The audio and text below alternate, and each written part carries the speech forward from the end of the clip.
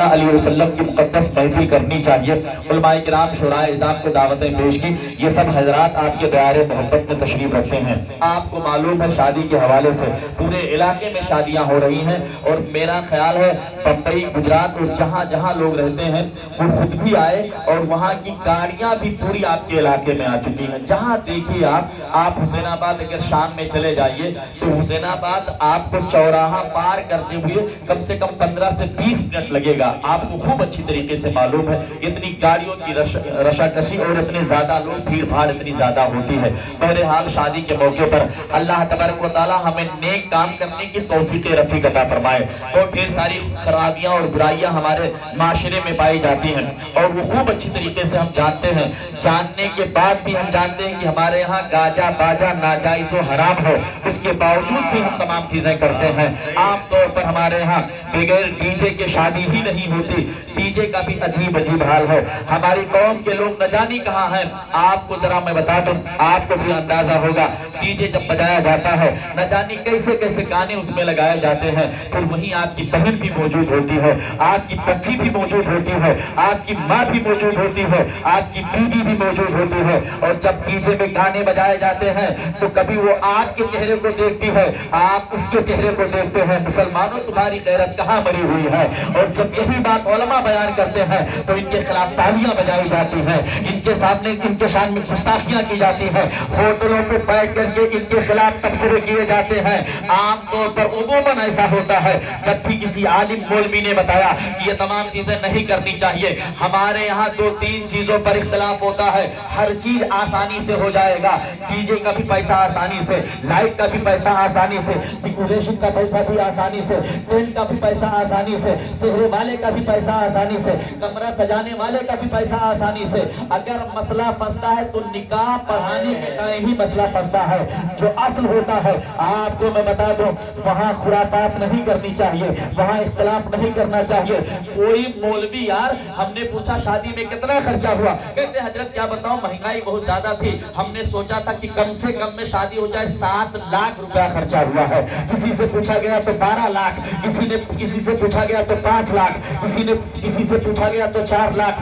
4 لاکھ اور 5 لاکھ روپیہ شادی میں خرچہ کرتے ہو، 12 لاکھ اور 15 لاکھ روپیہ خرچہ کرتے ہو. مولانا مستقیم صاحب نے جب نکاح پڑھا کر کے فارم بھرا اور ڈرتے ڈرتے انہوں نے کہا کہ 3000 روپیہ دے دیجیے. میں آپ سے پوچھنا چاہتا ہوں، جو آدمی 7 لاکھ روپیہ خرچہ کرتا ہے 3000 روپے کے لیے پھر بحث و مباحثہ کرنا شروع کر دیتا ہے. مولانا صاحب یہ کہاں لکھا ہے؟ آپ لوگ دین کو بیچتے ہیں، آپ لوگ اسلام کو بیچتے ہیں. اسلام کیسے پھیلے گا جب ڈی جے والے کو دیا تب نہیں کہا، اور تمام لوگوں پر روپیہ خرچ کیا تب اس بیوقوف نے نہیں کہا.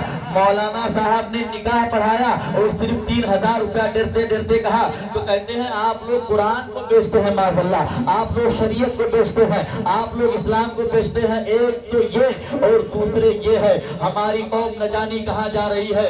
جوتا چوری کرنے والے کو 5000 دیا جاتا ہے، نکاح پڑھانے والے کو 2100 دیا جاتا ہے. میں آپ سے پوچھنا چاہتا ہوں، قوم میں لوگ چور پیدا ہوں گے کہ مولوی پیدا ہوں گے؟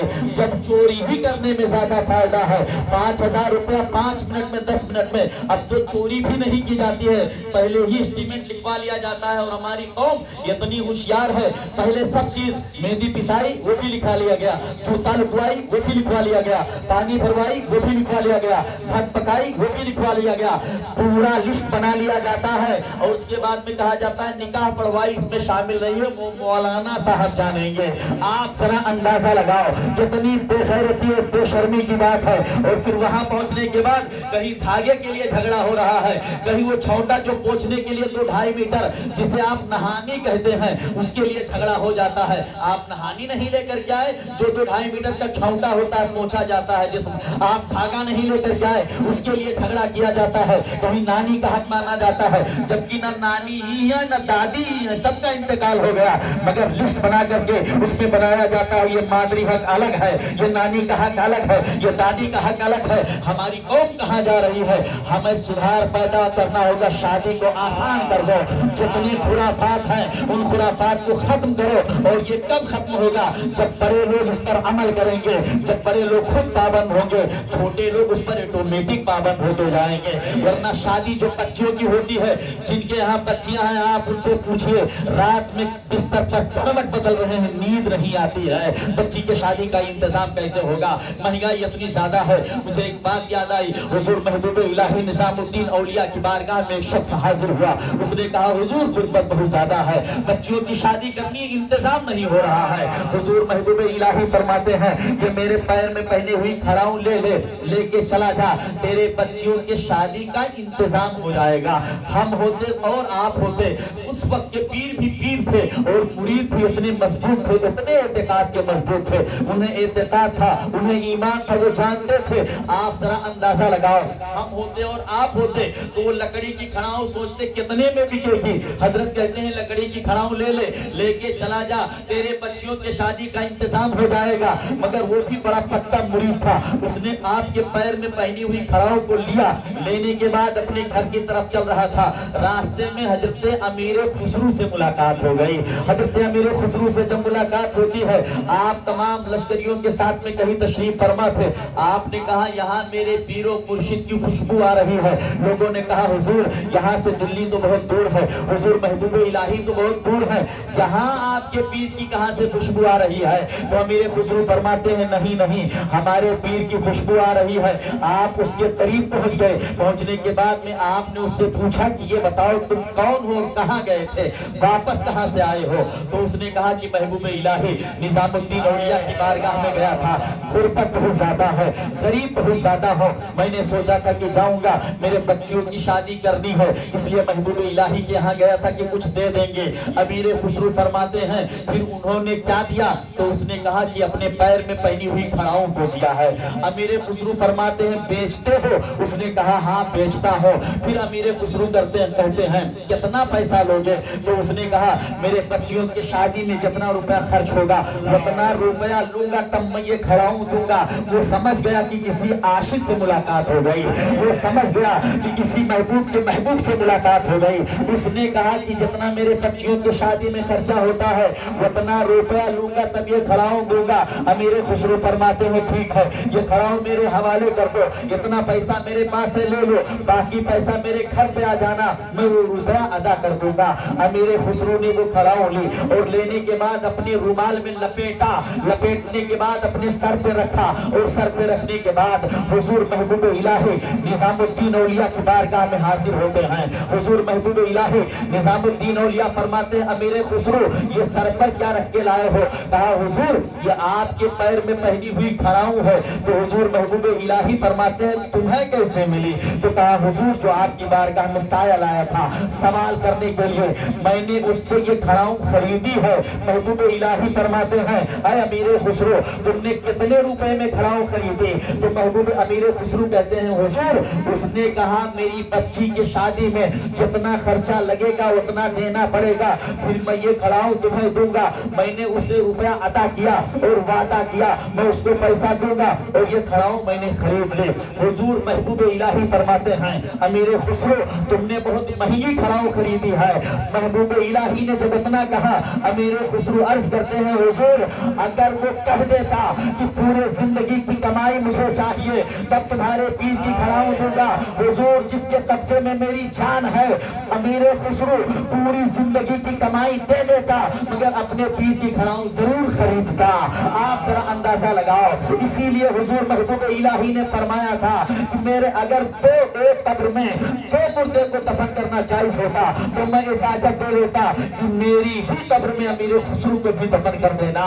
कैसे थे, पीर हो तो महबूब इलाही जैसा और मुरीद हो तो अमीर खुसरू जैसा। मेरे लफ्जों को मोहब्बत की गवाही मिल जाए, मुझको भी ममलकत शेर की शाही मिल जाए, मैं भी खुसरू की तरह रक्स करूं शेर कहो। काश मुझको कोई महबूब इलाही मिल जाए, मैं भी खुसरू की तरह रक्स करूं शेर कहो। काश मुझको कोई महबूब इलाही मिल जाए। या तैयारे शेर सुखन के अमीर से कहना, गली गजल की है सुनी ये मीर से कहना, उमर को भी आता हुस्ने फिक्रे नाते रसूल, गुजर हो दिल्ली तो खुसरू के पीर से कहना। उमर को भी आता हुस्ने फिक्रे नाते रसूल, गुजर हो दिल्ली तो खुसरू के पीर से कहना। वो हुजूर महबूब इलाही निजामुद्दीन الدین اولیاء ہے. ایک بار محبوب الہی نظام الدین اولیاء نے امیر خسرو سے فرمایا کہ فلاں پرانی دلی چلے جاؤ اور فلاں سامان لے آؤ. امیر خسرو رضی اللہ تعالی عنہ وارضہ نے جب اتنا محبوب الہی نے جب اتنا فرمایا، حضرت امیر خسرو دلی کے روڈ پر پہنچ گئے اور پہنچنے کے بعد آپ نے دیکھا کہ پورے دلی کے لوگ روڈ پہ آ گئے. بڑا شور شرابہ، بڑا ہنگامہ ہے، عجیب حال ہے قسم قسم کا. ایک شخص سے آپ نے پوچھا کہ یہ بتائیے کہ پورے دلی کے لوگ روڈ پر کیسے چلے آئے، اتنا ہنگامہ کیوں ہے؟ تو اس نے بتایا اللہ کے ایک نیک بندے کا آج انتقال ہو گیا ہے، جس نے اپنی زندگی میں یہ اعلان کیا تھا کہ جو میری نماز جنازہ میں شریک ہوگا وہ جنتی ہو جائے گا. اب جنازے کا ٹائم کتنا ہوتا ہے؟ 5 منٹ 10 منٹ جنازے میں، اس سے زیادہ ضرورت نہیں. نہ اس میں سجدہ ہے، نہ رکوع ہے، نہ اٹھنا ہے، نہ بیٹھنا ہے، بس کھڑے کھڑے جنازے کی نماز ہو جاتی ہے. اب اتنا آسانی سے اگر جنت مل جائے، ہمارے امام کہتے ہیں وہ تو نہایت سستا سودا بیچ رہے ہیں جنت کا، ہم مفلس کیا مول چکائیں، اپنا ہاتھ ہی خالی ہے. حضور امیر خسرو ایک کمرے میں چلے گئے اور اپنے آپ کو اندر سے دروازہ بند کر لیا. جب شور شرابہ ختم ہو گیا، بھیڑ ختم ہو گئی، امیر خسرو نے دروازہ کھولا اور اپنے پیر کے کہنے پر وہ سامان خریدا. خریدنے کے بعد محبوب الہی کی بارگاہ میں حاضر ہوئے. جب محبوب الہی کی بارگاہ میں حاضر ہوئے تو حضور محبوب الہی نے فرمایا امیر خسرو بڑا ٹائم لگا دیا، بہت وقت لگا دیا. تو کہا حضور آج اللہ کے نیک بندے، اللہ کے ولی کا انتقال ہو گیا تھا، جنہوں نے اپنی زندگی میں اعلان کیا تھا کہ جو میری نماز جنازہ میں شریک ہوگا وہ جنتی ہو جائے گا. تو امیر خسرو سے جب اتنا سنا تو حضور محبوب الہی مسکرائے اور فرماتے ہیں اچھا اس کا مطلب جنت خرید رہے تھے. امیر خسرو کہتے نہیں حضور میں جنازے میں شریک ہی نہیں ہوا. تو محبوب الہی فرماتے ہیں امیر خسرو جب اتنی سستی جنت مل رہی تھی تو جنازے میں کیوں نہیں شریک ہوئے؟ امیر خسرو کہتے ہیں حضور جنت تو چاہیے ہی چاہیے، مگر مجھے اپنے پیر والی جنت چاہیے. اگر اس میں شریک ہوا ہوتا تو دنیا تانا دیتی کہ امیر خسرو کو اپنے پیر پر بھروسہ نہیں تھا، اس لیے دوسرے کے پیر کے جنازے میں شریک ہو کر کے جنت کا حقدار ہو رہے تھے. وہ امیر خسرو اور وہ محبوب الہی کی ذات مقدس ہے. آپ ذرا اندازہ لگاؤ کسی سے رابطے اتنے شدید ہو گئے ہیں کہ ہم لڑے بھی نہیں اور شہید ہو گئے ہیں. اگر جو وقت ملے ان کے پاس بیٹھا کر جو لوگ عشق میں بابا فرید ہو گئے ہیں. حضرات فہرست بہت زیادہ ہے، مزید کچھ کہنے کی ضرورت نہیں. تمام علماء کرام شورائے عظام تشریف فرما ہو چکے ہیں.